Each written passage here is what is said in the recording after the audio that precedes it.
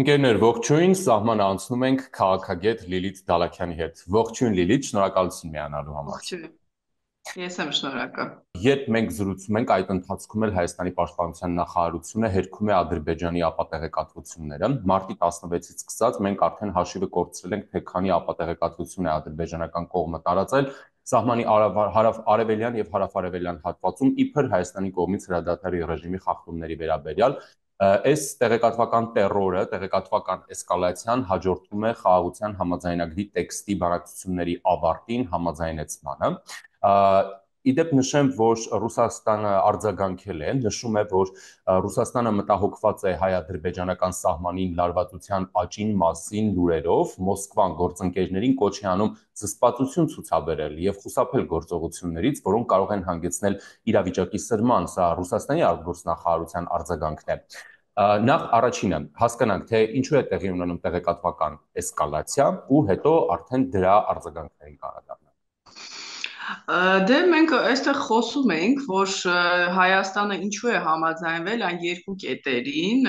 նախ եւ առաջ դա վերաբերում է հայցերի հետ կանչմանը եւ մեզ համար առավել կարեւոր եվրոդիտերների սահմանից հեռացմանը։ Ես այն անձանցից եմ, ով քննադատում էր այդ որոշումը։ Ուղղակի մի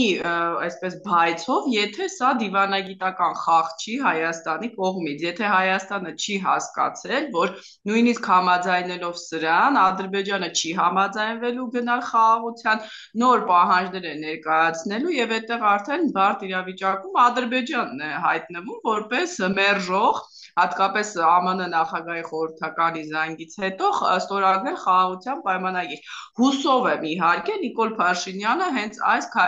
տրամաբանությամբ է համաձայնվել, որովհետև հակառակ պարագայում դա ես իրոք կհամանեմ Հայաստանի կապիտուլյացիա, եվրոդիտորդների դուրսբերումը Հայաստանից։ Մանավանդ Արարատ Միրզոյանի հայտարարությունը, որ եվրոդիտորդները կարող են այլ լիազորություններ ունենալ կամ փոխվի նրանց գործունեության այսպես անվանումը, հույս է ներշնչում, որ նրանք մնալու են Հայաստանում, կարգավիճակի խնդիր է։ Եվ փաստորեն Ադրբեջանը առիթ է փնտրում չստորագրել, այսպես լարվածության աստիճանը բարձրացնում է, կեղծ լուրեր է տարածում, Հայաստանը անդադ ասում է ապացույցներ ներկայացրեք, որտեղ է, երբեք չեն ներկայացնի, որովհետև չունեն այդ ապացույցները։ Ինչ վերաբերում է արձագանքներին, սա շատ տարօրինակ է։ Լարվածության աճ չկա հայ-ադրբեջանական սահմանին, կրակոց չկա։ Ինքը Ադրբեջանը առաջինը չի կրակի, որովհետև այստեղ դեռ կա զսպող եվրոդիտորդների գործոնը եւ միջազգային հանրությունը ուշադիր է հատկապես ԱՄՆ արձագանքից հետո։ Իսկ Հայաստանը չի կրակել, ինչ լարվածության աճի մասին է խոսում Տիկին Զախարովան, այսինքն նա համաձայն է Ալիևի հետ, որ այստեղ լարվածություն կա։ Իսկ թե տողատակը որն է իրենք ուզում են այդ լարվածությունը ստեղծել, կարող են արդյոք ստեղծել, դա էլ մենք կխոսենք արդեն կախված է ռուս-ուկրաինական ռազմաճակատում իրադարձությունների հետ։ Շատ լավ, դուք էլ հայ այդպիսի տպավորություն ստացաք Ռուսաստանի արձագանքից, որ սահմանին լարվածության աճ կա, որը Ռուսաստանը այսինքն հավատում եւ լեգիտիմացնում է ադրբեջանական ապատեղեկատվությունները։ Միանշանակ երկու կողմերին դե միշտ հատուկ է, չէ՞, Ռուսաստանին, այսինքն մենք գոնե գիտենք, որ մենք չենք կրակել, Ռուսաստանն էլ շատ լավ հետևյապետում է հետախուզական տվյալների շնորհիվ իր այստեղի ներկայության։ Այնպես որ եթե ասում են երկու կողմերին եւ մենք գիտենք, որ մենք որևէ քայլ չենք անում, այստեղ փաստորեն իրենք Ադրբեջանի հետ համաձայնեցված են գնում դրան, որովհետեւ փաստորեն իրենց էլ դուրս չի եկել այս խաղաղության համաձայնագրի վերաբերյալ հայտարարություններ, ինչքան էլ ողջունեց Ռուսաստանը, իհարկե վերջում շատ երկրներից հետո հիշում ենք նախ արձագանքները արևմտյան երկրներից էր, դա ինձ մի փոքր հույս տալի, գիտեք, որ սա իրոք դիվանագիտական խաղ էր, ինչքան էլ ողջունի, հո չի ասի ես դեմ եմ խաղաղությանը, բայց այս հայտարարությունով ցույց է տալիս, որ այո, հնարավոր է կամ Հայաստանը կամ Ադրբեջանը լարում են, իսկ մենք գիտենք, որ այդ կամը չկա, դա մի երկրին է վերաբերում Հայաստանին, այս պահին Ռուսաստանի մեղադրանքները։ Շատ լավ, իսկ ինչ եք կարծում, կա հնարավորություն, որ տեղեկատվական էսկալացիան արդեն գետնի վրա կդրսևորվի կոնկրետ գործողություններով։ Մշտապես չեմ ուզում կրկնվել, բայց ես դա կապում եմ ռուս-ուկրաինական ռազմաճակատում իրավիճակի հետ։ Ինչու՞, որովհետև եթե Վլադիմիր Պուտինը կարողանա սառեցնել, ինչը այդքան հավանական չի իրավիճակը Ուկրաինայում կամ հասնել իրեն ձեռնտու լուծումների, նա կկարողանա իր ուշադրությունը շեղել այսպես կոչված Զանգեզուրի Միչանսկի խնդրի վրա եւ որն է այդտեղ իրենց այսպես գլխավոր նպատակը ստանալ վերահսկողություն լոգիստիկ ճանապարհների վրա, նոր բացվող լոգիստիկ ճանապարհների վրա հարավային Կովկասում, ունենալ ցամաքային կապ Թուրքիայի հետ, դրա մասին մենք շատ ենք խոսել եւ այստեղ Ադրբեջանի եւ Ռուսաստանի շահերը համընկնում են ինչ որ առումով։ Ադրբեջանը կցանկանար, որ այդտեղ ընդհանրապես վերահսկողություն չուներ կամ ինքը վերահսկեր, բայց իրենք գիտակցում են, որ դա անհնար է։ Իսկ այ ռուսների վերահսկողությունը հնարավոր է եւ պարզ է, որ այս պահին ռուսները, որոնք ըստ էության ձեռքը այսպես լվանում են Ադրբեջանի, տեսնում եք նույնիսկ Թուրքիան այդպիսի հայտարարություն չի անում։ Հիմա սա չէ, շտակ որ մենք Թուրքիային պաշտպանում ենք, խոսքը վերաբերում է նրան, որ նույնիսկ Թուրքիան ասում է լավ է, գնացեք խաղաղության, իհարկե մենք գիտենք, որ Թուրքիան Ադրբեջանի ամենամտերիմ դաշնակիցն է, բայց Ռուսաստանը նույնն է նշում, ինչ որ ասում է Ալիևը, նույնը վերաբերում է Միսկի խմբին։ Հետաքրքիր է, չէ՞, այստեղ ռուսամետ քաղաքագետները, որ մեղադրում են, որ Նիկոլ Փաշինյանը Արցախը դու փակել ես Մինսկի խումբը, դուք լսում եք, որ երկիրն է անընդհատ դրա մասին խոսում։ Ես ոչ Ֆրանսիայից, ոչ Միացյալ Նահանգներից այսպիսի հայտարարություններ չեմ լսել։ Այ մի հատ պատասխանեք, էլի Տիկին Զախարովայի հետ համաձայնեք, նոր այո, քննադատեք Նիկոլ Փաշինյանին։ Ես էլ եմ դեմ, որ փակեն Մինսկի խումբը։ Ռուսաստանի անվտանգության խորհրդի քարտուղար Սերգեյ Շոյգուն է հայտարարություն արել, ասում է. Հայաստանը ստիպված կլինի միանալ Ռուսաստանի դեմ պատժամիջոցներին, եթե անդամակցի Եվրամիությանը։ Բացի այդ, երկիրը կզրկվի բազմաթիվ արտոնություններից, եթե անդամակցի միությանը։ Հայաստանի համար այդ որոշումը կարժենա համախառն ներքին արդյունքի 30-ից 40%-ը, ինչը կրիտիկական վնաս կհասցնի երկրի տնտեսությանը, իսկ արտադրության անկումը, աշխատաշուկայի կրճատումը, գործազրկության աճը եւ գնաճը կհանգեցնեն կենսամակարդակի կտրուկ անկման։ Ընդ որում, Երևանը չպետք է հույսը դնի Եվրամիությունից շռայլ սուբսիդիաների վրա, հաշվի առնելով եվրոպական տնտեսության վիճակը։ Ռուսները իրենց տնտեսության վիճակը մոռացել են, Եվրոպական միությունը եզակի աշխատող մոդելներից, տնտեսական մոդելներից մեկին անուն են դնում, այն միությանը, որը ընդամենը օրերս Մոլդովային որպես տեխնացու երկիր 9 միլիարդ եվրո է հատկացրել, որպեսզի կարողանա շարունակել զարգացնել իր դիմադրողականությունը եւ իր կարողությունները։ Նախ ինքը Ռուսաստանը այսպես ձգտում է հետ բերել արևմտյան ընկերություններին, չէ, Ջիդայում Սաուդյան Արաբիայի հենց ներկայացուցիչը Ռուսաստանի, որ այնտեղ Դմիտրիևը կարծեմ գնացել էր, ինչի մասին էր խոսքը, հանել սանկցիաները արևմտյան եւ հետ բերել արևմտյան գործընկերներին, ինչպես ասում է Պուտինը, պարտներներին Ռուսաստան։ Եթե Ռուսաստանում խնդիր չկա սանկցիաների հետ կապված, իհարկե կա, եւ մենք տեսնում ենք հսկայական ինֆլյացիա։ Նույնիսկ ռուբլին տեսնում եք ինչից հետո է ամրապնդվում Տրամպի զանգից հետո, այսինքն Միացյալ Նահանգների եւ ընդհանրապես արևմուտքի հետ հարաբերությունների կարգավորումից կախված է ռուբլու կուրսը։ Սա մեկ, ես տնտեսագետ չեմ, բայց ես այդ վերլուծություններն եմ նայում։ Ինչ վերաբերում է Ռուսաստանի եւ Եվրոպայության տնտեսության հայամատությանը, Ռուսաստանի տնտեսությունը 12 անգամ ավելի փոքր է, քան Եվրոմիության տնտեսությունը։ Շուկան 140 միլիոն է, ԵՏՄ-ի մասին դեռ չենք խոսում, նույնիսկ եթե ԵՏՄ-ի, այսինքն նույնիսկ ԵՏՄ երկրների տնտեսությունը մի քանի անգամ ավելի փոքր է, քան Եվրամիության շուկան եւ տնտեսությունը։ Երկրորդը, ինչ վերաբերում է Հայաստանի զարգացմանը, մենք բոլորս գիտենք, Ժիրաջա, որ հատկապես վերջին տարիներին մեր տնտեսական աճը կապված է սանկցիոն ապրանքների, որպես երկրորդային շուկա լինելու հետ Ռուսաստանի համար։ Այսինքն, երբ որ այդ սանկցիաները հանեն, մենք իրականում կտեսնենք, մենք տնտեսական աճ ունենք, թե ոչ, սա մեզ համար շատ ցավալի է լինելու, որտեղ մեր առևտուրը կրկնապատկվել եւ եռապատկվել է նրա պատճառով, որ Ռուսաստանը մեզ որպես լվացքատուն է, կներեք, իհարկե, օգտագործում։ Օրինակ ոսկու արտահանումը մեզ մոտ մի քանի անգամ ավելացել է, բարձր չէ, որ մենք այդքան ոսկի չունենք, դա ռուսական ոսկին է։ Այսինքն նախ Հայաստանի զարգացումը ԵՏՄ-ում ես չեմ տեսնում, մյուսը, որը պակաս կարևոր չէ, ԵՏՄ-ն ինքը քաղաքական գործիք է Ռուսաստանի ձեռքում։ Նկատում եք, չէ, երբ որ իրենց պետք է մեր պոմիդորը վատն է, մեր կոնյակը վատն է, վերին լարսում խցանումներ են, Գերմուկից այսինքն մարդ է մեռնում։ Այո, մենք հասկանում ենք, որ սա մեզ համար նախ եւ առաջ քաղաքական խնդիր է, որովհետեւ անընդհատ մեզ վախեցնել, որ ձեր ուրեմն աշխատողներին դուրս կհանենք Ռուսաստանից, ձեր կոնյակը էլ չենք գնի, մենք ինչքան կարող ենք շանտաժի ենթարկվել։ Իսկ Եվրամիության կողմից ես այդպիսի բաներ դեռ չեմ լսել։ Մյուս կողմից, գիտեք, մենք հենց այս բան Եվրամիության անդամ չենք դառնալու, դա շատ երկարատև process է եւ Հայաստանի իշխանությունն էլ է խոսել, Թուրքիան 20 տարի սպասում է, կարող է մի 20 էլ սպասի։ Այստեղ կարևորը, որ հետո որ ասում են գումարներ ենք տրամադրել, գիտեք, Ռուսաստանը կարող է թղթի վրա մեզ 15 միլիարդ դոլար տրամադրի, այդ գումարները մսխեն, ոնց որ երկաթուղում են արել կամ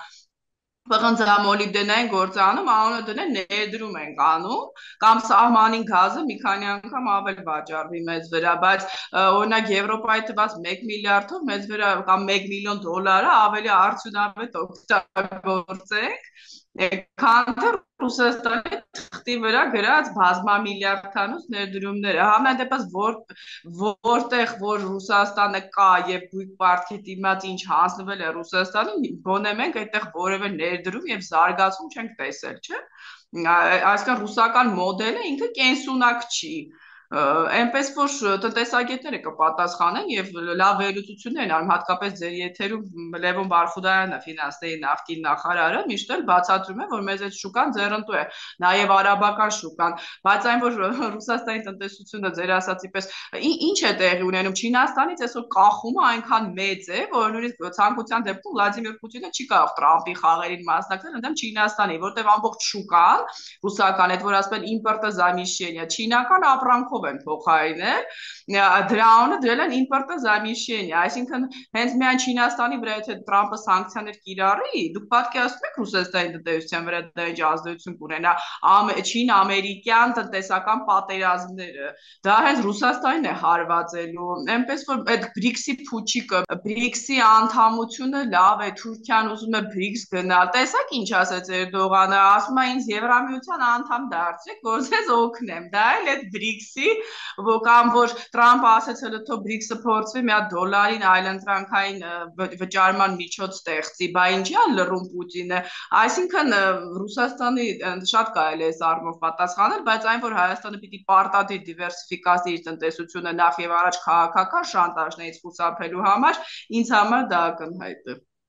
Իսկ դուք ինչպես եք վերաբերվում, որ Հայաստանի վարչապետը համաձայնել է մայիսի 9-ին գնալ Մոսկվա մասնակցել այդ հաղթանակի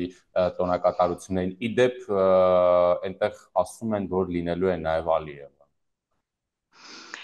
Գիտեք, ես երբեք այդպես իլյուզիաներ չեմ ունեցել, որ ահա Նիկոլ Փաշինյանը գնաց Եվրամիություն, գնում է խորացման։ Իմ կարծիքը այն է, որ նա խաղում է։ Խաղում է եւ Պուտինի հետ, ինչպես բոլորը ճիշտն ասած, ինչպես Ալիևը, եւ Արևմուտքի հետ, եւ Ռուսաստանի, որքանով է դա ճիշտ, դա այլ հարցն է, բայց այսօր ոնց հասկանում եք, Պուտինն էլ է խաղում, Տրամփն էլ է խաղում։ Հիմա Նիկոլ Փաշինյանը ելնում է իմ կարծիքով այն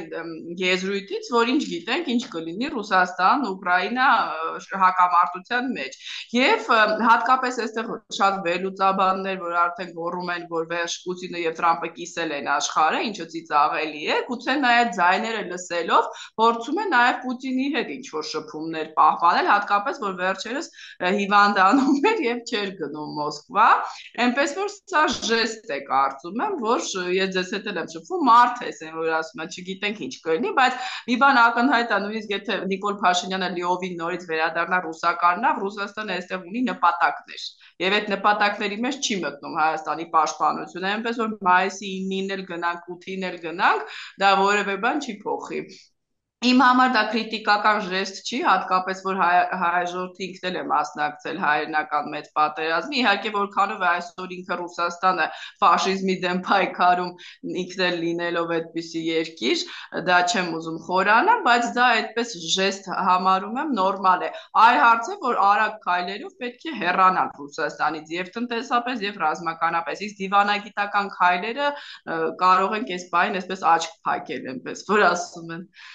Ռուսաստանի արտգործնախարարությունից ասում են, Մոսկվան տեղեկատվություն է խնդրել Երևանից Պենտագոնի կողմից Հայաստան տեխնիկա տեղափոխելու մասին լրատվամիջոցների հրապարակումների վերաբերյալ։ Մենք տեսել ենք այդ հրապարակումները եւ օպերատիվ հարցում ենք արել հայ գործընկերներին։ Այնուամենայնիվ, եթե տեղեկությունը հաստատվի, ապա դա իհարկե ապակայունացնող գործոն կդառնա Հարավային Կովկասում կայունության եւ անվտանգության համար։ Մոսկվայի դիրքորոշումը այն է, որ Հարավային Կովկասի երկրների խնդիրները պետք է լուծվեն հենց տարածաշրջանի շրջանակում։ Այսինքն տարածաշրջանում բոլոր խնդիրները պետք է լուծվեն այնպես ինչպես լուծվեցին 44-օրյա պատերազմի ժամանակ, այնպես ինչպես լուծվեցին 2021-ին Հայաստան ներխուժմամբ, 2022-ին Հայաստանի տարածքի դեմ լայնամասշտաբ հարձակմամբ, 2023 թվականին Արցախի դեմ ահաբեկչական պատերազմով։ Ռուսաստանը այսպես է պատկերացնում հարցերի լուծումը։ Ժիրայր ջան, ես օպտիմիստ եմ, սա շատ լավ հայտարարություն է։ Այսինքն սա հերքում է այն տեսակետը կրեմլամերձ հայ քաղաքագետների, որ Ամերիկան հանձնել է Հարավային Կովկասը Ռուսաստանին։ Ստացվում է, որ Ռուսաստանը նյարդայնանում ինչ որ տեխնիկա է գալիս եւ Ամերիկան բացատրեց, մենք էլ բացատրեցինք, որ դա սովորական զորավարժություն է, պլանավորված արդեն 100 տարի առաջ եւ այդտեղ որևէ նորություն չկա։ Այդ տեխնիկան մասնակցելու է զորավարժությունների, կարծեմ արծիվ, այդպես է կոչվում, բայց սա ցույց է տալիս մի կարևոր բան, որ նյարդայնացնում է Ռուսաստանին նույնիսկ այս փոքր դետալը։ Այսինքն սա հերքում է այն, որ Տրամպը Պուտինին ասել է Հարավային Կովկասը նվիրում եմ քեզ։ Սա մեզ համար շատ դրական է եւ դրա վրա մեր հույսերը արդեն պետք է շատան։ Մյուս կողմից ցույց է տալիս, որ Տրամպին չի վստահում Պուտինը, ինչքան էլ ասում են մեղրամիս է, իրար գովում են, զանգում են, բայց սա արդեն մի քիչ մենք ամերիկյան կողմի պիտի տեղեկացնենք, ասենք, հաստատ խնդիրներ ունի Վլադիմիր Պուտինը ձեզ հետ, պետք է նյարդայնացնենք Միացյալ Նահանգներին։ Այսպես բաց չի խաղում Պուտինը, մի կողմից ասում է ես եւ Տրամպը, մյուս կողմից ինչ որ մի հատ զորավարժություն ամերիկյան կողմի հետ ապակայունացնող, այսինքն դուք Միացյալ Նահանգներին ապակայունացնող գործոն եք համարում, բայց ինչ եք խաղի խաղում, բալետ նայում իրար հետ, սա լավ է մեզ համար, Ժիրայր ջան, հա դե պարզ է, իրանք միշտ էլ կցանկանան, իրենք լինեն արբիտր, Ադրբեջանը մի կողմը նստի այդ 3 կիլոմետրանոց սեղանի, մյուս կողմն էլ Հայաստանը, եւ պարզ է, որ այդտեղ ում դաշնակիցն են իրենք լինելու։ Լիլիթ, Ադրբեջանային անդրադառնանք, ինձ օրինակ հետաքրքիր է, հա, եթե մենք ելնում ենք այն կանխավարկածից, որ Հայաստանի համաձայնությունը խաղաղության համաձայնության տեքստին Ադրբեջանի համար սպասելի չի եղել, գուցե նաև Ռուսաստանի համար սպասելի չի եղել, ապա հիմա Ադրբեջանը ինչ նպատակ է ուզում իրագործել։ Նկատի ունեմ հոգեբանական ճնշում գործադրել մեր հանրության վրա, քաղաքական ճնշում գործադրել իշխանության վրա, միջազգային հանրությանը ինչ որ բան վաճառել կամ միջազգային հանրությունը երբ ողջունում է այդ համաձայնագրի տեքստի համաձայնությունը եւ Ադրբեջանը այն ուղեկցում է նոր պայմաններով, որ եթե իրականացնեք կստորագրեմ, ապա արդյոք ընդունել է օրինակ միջազգային հանրության համար Ադրբեջանի այդ վարքը, չէ՞ որ սա կոնկրետ բովանդակություն չէ միայն, այլ նաև Ադրբեջանի մեթոդաբանությունը, ինչը ենթադրում է, որ Ադրբեջանը միշտ շանտաժի ճանապարհով գնալու է Հայաստանից ինչ-ինչ զիջումներ կորզելու ճանապարհով։ Սա որքանով կարող է օրինակ այդ միջազգային հանրության համար ընդունելի լինել։ Գիտեք, Ադրբեջանի հույսը կարծում եմ ինչն է, կրկնել 2020 թվականը, երբ Միացյալ Նահանգներում զբաղված էին ընտրություններով, ամբողջ աշխարհում կովիդ էր, շեղված էր ուշադրությունը։ Հիմա ինչ է տեղի ունենում, Մերձավոր Արևելքում հրադադարը խախտվել է, ըստ էության Տրամպը ոչ կարողացավ Մերձավոր Արևելքում հրադադար հաստատել, ոչ էլ ռուս-ուկրաինական ռազմաճակատում, եւ Եվրոպան հիմա խոսում է զինվելու մասին, որ Ռուսաստանը հարձակվելու է Եվրոպայի վրա, այսինքն Ալիևը հույս ունի այս թոհու բոհի մեջ ինչ որ շագանակներ, այսպես ասած, իր ձեռքով կրակից հանել։ Իմ կարծիքը դա է, որ ինչ որ X պահի, բայց իհարկե ես դա այդքան օգտակար չեմ համարում Ադրբեջանը, որտեղ չես կարող ասել ինչ կլինի։ Հայաստանի դիվանագիտության խնդիրը որն է, մշտապես տաք պահել այս թեման մեր միջազգային գործընկերների համար, ամեն բառից ներողություն կախվել։ Տրամպը ինչ որ բան է ասել 6 տարի առաջ, ասել պարոն Տրամպը, խնդրում եմ ցույց տվեք մեզ ձեր առաջարկը։ Վոլսը ինչ որ բան ասեց, մի նախադասություն թեկուզ կամ Ռուբիոն անընդհատ փորձել մեր դեսպանի միջոցով, մեր լոբինգի միջոցով նրանց ուշադրությունը այստեղ պահել, որովհետև հենց Ադրբեջանի Ռուսաստանի հույսն էլ այն է, որ աշխարհը հիմա այնքան զբաղված է իր խնդիրներով, որ այստեղ ինչ որ մի հատ սահմանային էսկալացիա, դա կարող է լայնածավալ պատերազմ չլինի։ Ես չեմ էլ կարծում, որ Ադրբեջանը կգնա լայնածավալ պատերազմի։ Ադրբեջանին պետք է Սյունիքում կոնկրետ էսկալացիա, կոնկրետ հատվածի, կոնկրետ ճանապարհի վրա, որ Հայաստանը այլ ճանապարհ չունենա, քան համաձայնվել, գնալ Եռակոմ համաձայնության 9-րդ կետի կատարմանը։ Վտանգը այստեղ է, Սյունիքի վրա հարցակումը, այսօր գետները միշտ դրա մեզ վրա մի գցեք։ Ուրեմն իրենք տեղեկություններ ունեն, որ հնարավոր է իրավիճակ, որ այդ ճանապարհը վերցնեն, հետո ասել դուք եք մեղավոր, հետեղ իրանք է կշահեն, որպես նախկին իշխանություն կարող է այստեղ ցնցումներ տեղի ունենան, մյուս կողմից Ռուսաստանը կասի դուք եք մեղավոր, ասում էինք եկեք նոյեմբերի 9-ին։ Այսինքն Ադրբեջանի Ռուսաստանի հույսը միջազգային հանրության ոչ պատշաճ ուշադրությունն է, եւ մենք մի անելիք ունենք այս բանին անընդհատ թմբ կահարել Facebook-ով է թե որտեղով է, որ մենք պատրաստ ենք, Ադրբեջանը պատրաստ չի։ Եվրոդիտորդներն էլ ասացին, որ որևէ էսկալացիա չեն տեսնում, դա անընդհատ պետք է տիրաժավորել։ Եթե մենք այսօր տեսնենք, որ Եվրոպան ու ԱՄՆ-ն մի փոքր կարծես տարանջատված են, Ամերիկային էլ ներառել էս ամեն ինչի մեջ, դեսպանին հրավիրել, չգիտեմ, դիվանագիտական խողովակ այդ սահմանային խումբը ինչ եղավ, այդ սահմանային խմբին հրավիրել, որ իրանք էլ մոնիտորինգ անեն, այսպես ակտիվորեն բոլոր կողմերի ուշադրությունը պետք է բերել կոնկրետ Սյունիքի այդ հատվածի վրա, որ Ալիևը չկարողանա խոսքից անցնել գործի։ Բայց մենակ Ռուսաստանը եւ Ադրբեջանը չէ, որ պահանջում են այդ նոյեմբերի 9-ին վերադարձ, Հայաստանում էլ կան նոյեմբերի 9-ին վերադարձ պահանջողներ, ասում են, որ Հայաստանը անպայման պիտի վերադառնա այդ հայտարարությանը իրագործի 9-րդ կետը, որ չլինի պատերազմ։ Գիտեք խնդիրը որն է, ես դրա համար չեմ առանձնացնում, ասում Ռուսաստանը եւ Ադրբեջանը, թե հիմա իրանք որ երկրի արբանյակն են, չգիտենք նույնիսկ, բայց այն, որ Կրեմլի նարատիվներն են այստեղ կրկնում, դա ակնհայտ է։ Այսինքն կոչ են անում սեփական երկրի սուվերենությունը տալ երրորդ երկրի, ու իմ համար կարևոր չի, դա Միացյալ Նահանգներին ենք տալիս, Ֆրանսիային, թե Ռուսաստանին, ես եկեք ակնհայտ ասեմ, սա ռուսների դեմ չի, բայց տալ ճանապարհ առանց վերահսկողության մի երկրի, որը կարող է հետո այդ ճանապարհից դուրս գալ, ոնց որ բոլոր տեղերից որտեղից դուրս եկավ ադրբեջանցիները հայտնվեցին իրենց դրոշներով, սա արդեն թող իրենք պատասխանեն, դա կապիտուլյանտը ով է այս իրավիճակում։ Մեր ներքաղաքական կյանքում այս պահին կարծես թե հարաբերական ինչ-որ դադար է, բայց կարծում եմ կրքերը կբորբոքվեն արդեն ամսի 25-ից, երբ խորհրդարան է մտնում, քարորյանիստներ է մտնում Եվրամիությանը Հայաստանի Հանրապետության անդամակցության մեկնարկի գործընթացի օրենքի նախագծի երկրորդ ընթերցումը, որը երկրորդ եւ վերջին իհարկե ընթերցումը, հավանաբար դեպս հուսով ենք, որ այն դրական ելք է ունենալու, դե այստեղ հետաքրքիր է լինելու նաեւ արդեն ընդդիմությունը ինչպիսի հայտարարություններով է հանդես գալու, ռուսական կողմը ինչպիսի հայտարարություններով է հանդես գալու։ Դուք ինչ եք կարծում, եվրոպական Հայաստանի հնարավոր մերձեցումը այնքանով որքանով Եվրոպական միության հետ տեղում մեր անվտանգային իրավիճակի վրա ազդեցություն կարող է ունենալ։ Նախ մենք նշեցինք, որ դա բարդ երկար ճանապարհ է լինելու, այսինքն այստեղ մենք չենք ասում եւ դրա վրա էլ խաղում են հակաեվրոպական ուժերը, այսպես ասեմ, որ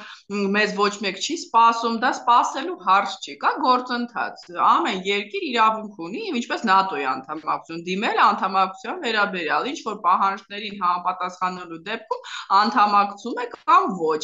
Մի երկիր կանդամակցի մի տարում, ինչպես Մոլդովային տեխնացուի կարգաջակցվեց շատրական Վրաստանին, մյուս երկիր, օրինակ Ալբանիան, 10 տարի կսպասի, Թուրքիայի մասին էլ չեմ խոսում, դա կախված է ներքին աշխատանքից, ժողովրդավարություն, տնտեսության չափանիշներ, քաղաքասարակություն եւ այլն, այսինքն այդ սեպա պլյուս, որ մենք խոսում ենք, ժողովուրդը պիտի տեղյակ լինի, մենք ինչ փուլում ենք, այսինքն 5 տարուց կլինի, Հայաստանի ղեկավարի խնդիրն է հայ ժողովրդին, սա մարդիկ գիտեք տեղեկացված չեն, ես որ շփվում եմ, իրենք տեղյակ չեն, ոմանց թվում է մենք վաղ ենք մտնելու Եվրամիություն, ոմանք ասում են 100 տարի հետո, դա կախված է մեր աշխատանքից, ամեն փուլը անցնում ենք, գալիս է հաջորդ փուլը, հետո ի վերջո բոլոր եվրոպական երկրները պիտի քվեարկեն, արդյոք համաձայն են, դա կոնսենսուս պիտի լինի, Հունգարիան այդ ժամանակ Օրբանի օրոք կլինի թե ում չգիտենք, այսինքն երկար է լինելու, բայց